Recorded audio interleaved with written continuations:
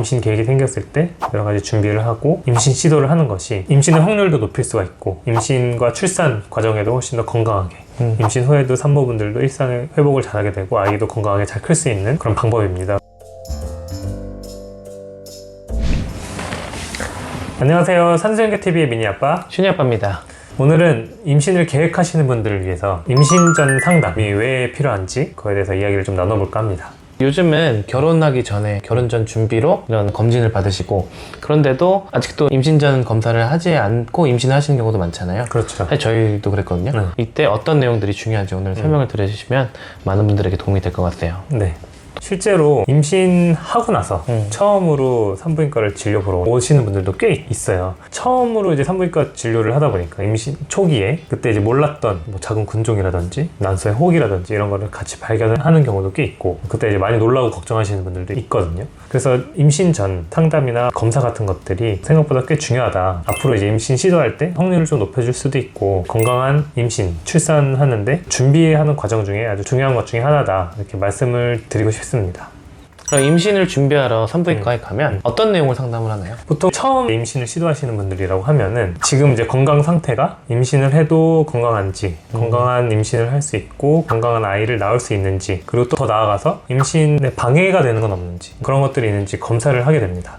필요하면은 임신 전에 예방접종 같은 것들을 미리 하는 경우도 있고 이전에 다른 만성질환 같은 것들이 있어가지고 당뇨나 고혈압 이런 것들이 있어서 약을 드시는 게 있다면 약물 조절 같은 것들을 좀 필요할 수도 있고 그리고 이제 또 하나는 상담을 하다 보면 임신하는 거나 출산 이런 것들에 대해서 잘못 알고 계시는 것들이 꽤 많아요. 아니면 쓸데없는 걱정 같은 것들, 오해 같은 거 이런 것들을 이야기를 나누면서 풀어드리는 경우도 많이 있습니다.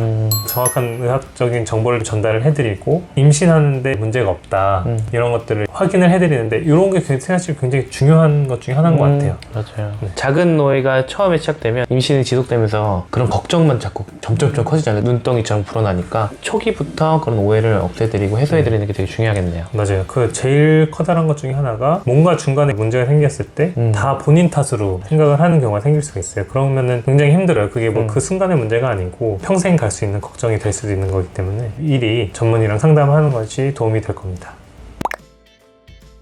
상담만 하는 게 아니고 실제로 검사도 하잖아요. 네. 검사들은 크게 뭐 어떤 것들을 해요? 크게 보면은 이제 혈액 검사, 뭐 빈혈이 있는지 없는지, 그 다음에 뭐 간 수치나 뭐 이런 기본적인 혈액에 이상이 없는지 확인을 하게 되고 아까 예방접종 말씀을 드렸잖아요. 그래서 임신 중에 필요한 항체, 특히 이제 풍진 항체나 수두 항체 이런 것들을 우리 몸에 잘 있는지 확인을 해서 필요한 경우는 임신 전에 미리 예방접종을 해가지고 임신 중에 아이한테 감염이 되지 않도록 이제 보호를 해주는 거죠. 그리고 또 시기에 따라서 독감 접종 같은 것들을 이제 미리 하는 경우도 있습니다. 혈액 검사를 통해서 그런 것들을 진행을 하게 되고 또 기본적으로 부인과 검사, 자궁경부암 검사, 그다음에 초음파를 봐서는 자궁 근종이나 아니면 뭐 난소의 혹이나 이런 거 없는지 확인을 하게 되고 필요한 경우에는 질염 검사 같은 것도 하게 돼요. 질염이 임신에 끼치는 영향이 크지는 않지만 성매개 질환이라든지 임신하기 전에 꼭 치료해야 되는 균이 발견되면 치료를 하고 진행을 해야 되거든요. 그런 것들도 검진할 때 겸사겸사 같이 하는 경우도 많이 있습니다. 그러면 요즘 뭐 직장에서도 건강검진 해주고 2년에 한 번씩 뭐 하라고 오잖아요. 네, 건강검진. 네, 그런 건강검진 하면은 되는 거 아니에요? 네, 약간 목적이 달라요. 건강검진은 암이나 만성질환 같은 것들을 조기 발견하고 예방하려고 하는 거라면 임신 전에 하는 검사 같은 경우는 지금 현재 상태가 임신하는데 문제가 되지 않는지 예를 들어서 부정맥 같은 심장에 문제가 있다면 임신하면은 심장에 무리가 더 많이 가서 산모의 건강이 위험해질 수도 있기 때문에 혹시 그런 거는 없는지 약간 보는 관점이 달라서 산부인과 진료는 따로 보시는 게 또 도움이 될 겁니다. 최근에 한 건강검진 결과지가 있다면은 임신 전 상담을 할 때 그 결과지를 가지고 가시면 검사할 때 몇 가지 중복되는 것들을 빼고 필요한 검사만 진행을 할 수가 있어요. 그래서 그런 거 집에 있으시다면은 꼭 가지고 방문하시는 걸 좀 추천을 해드립니다. 맞아요. 건강검진이 사실 만능은 아니거든요. 왜냐면 우리 몸에 대한 검사는 진짜 수만 가지가 되는데 그 중에서 어떤 목적을 가지고 필요한 검사를 골라서 하느냐에 따라 그 검사의 목적이 달라지는데 건강검진은 임신 준비와는 다른 목적을 가지고 검사들을 하기 때문에 검사 항목의 차이가 좀 있어서 그래도 겹치는 것들이 있으니까 결과지가 있다면 가지고 진료를 보시는 게 도움이 되겠네요. 그리고 건강검진 같은 거 할 때는 대부분 내과나 가정의학과 이런 선생님들이랑 상담을 하게 되니까 임신과 관련된 상담은 이제 산부인과 선생님이랑 같이 진행을 하시는 게 훨씬 더 정확한 정보를 얻으실 수 있을 겁니다. 그럼 이렇게 상담을 하고 나서 실제로 임신 준비를 딱 들어가시는 분들한테 그 상담할 때 뭐라고 말씀하세요? 일단은 이제 두 분이 같이 오시는 경우가 많이 있어가지고 두 분한테 공통적으로 건강한 생활 습관을 가지고 아기를 만날 준비를 하자 이렇게 말씀을 드리는데 어떻게 보면 되게 뻔한 이야기들이죠. 담배 피고 있으면 담배 끊고 술 마시고 있으면 술을 좀 줄이거나 금주하시고 운동하고 그다음에 약을 복용하는 것이 있다면은 임신 준비할 때 오히려 약을 더 열심히 복용을 해야 되는 경우도 있을 수 있어요. 만약에 고혈압 약을 드시거나 혈당 조절을 하시는 분들 같은 경우는 약제를 좀 조절하더라도 이전에는 어쩌다 한 번씩 까먹기도 하고 했는데 좀 더 잘 챙겨 드셔라 이렇게 말씀드리는 경우도 있고, 그리고 또 하나는 어떤 유전병 같은 것들이 있는 경우도 있거든요. 요새 유전자 검사 같은 것들이 굉장히 많아지면서 예전에는 몰랐던 유전병 같은 것들도 많이 발견되기도 해요.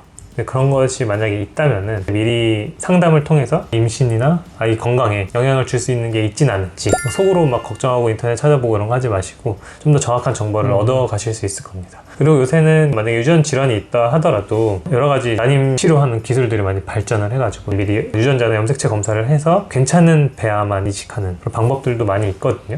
그런 것들도 이제 여러 가지 정보를 얻으실 수가 있으니까 만약에 그런 게 있다면은 미리 상담을 받아보시는 게 좋을 것 같아요. 그리고 엽산 같은 경우는 보통은 여성분들이 기본적으로 드시는데 남성분도 같이 드시면은 정자의 활성도나 개수나 이런 것들의 향상에 도움이 될 수 있기 때문에 남녀 모두 같이 드시는 걸 권고를 하고 있습니다. 그럼 남자분들하고 여자분들하고 따로 설명드리는 내용이 어떤 게 있어요? 대부분은 여성분들이랑 대화를 많이 하는데 만약에 예전에 출산 경력이 있으신 분이라면은 이전 출산에 어떤 이상이 있진 않았는지 아이가 잘 크고 있는지 이런 것들도 여쭤보게 됩니다. 특히 이제 조산한 적이 있는지, 만약에 37주 이전에 분만을 했다면 왜 빨리 태어났는지, 조기 진통이 생겨서 태어났는지 아니면 다른 이유가 있어가지고 좀 빨리 태어났는지, 그리고 태반이랑 관련된 문제도 되게 많이 생길 수가 있어요. 뭐 전치 태반이 있었나 아니면 태반 조기 박리가 있었는지 그런 것들에 대한 것도 이제 확인을 하게 됩니다.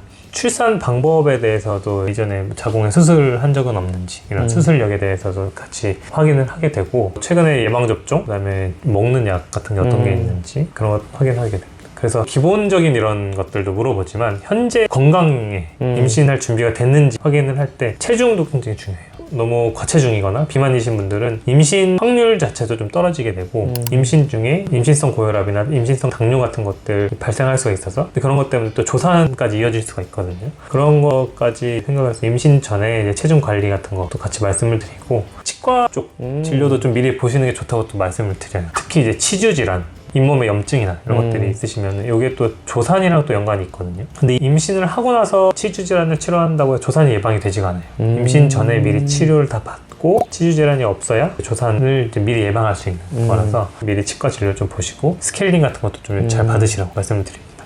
그리고 임신하게 되면 잇몸이 더 붓는다고 말씀하시는 분들 많더라고요. 맞아요. 실제로 붓고. 그래서 미리 그런 것들 치료하시는 게 추후에 임신 중에 잇몸 관리에 또 중요하겠네요. 네, 그래서 임신 초기에 오신 분들도 저는 스케일링을 가서 한번 받으시라고 말씀을 드려요. 우리 옛날에 흔히 이제 풍치 이런 얘기도 많이 했잖아요. 네. 사실 그게 의학 용어는 아니고 옛날부터 내려오던 단어 중에 하나인데 실제로 여성 호르몬 때문에 잇몸에 염증이 잘 생깁니다. 그래서 그런 거를 미리 예방하고 있다면 미리 치료를 하는 게 앞으로 건강한 임신과 출산하는 데 도움이 됩니다.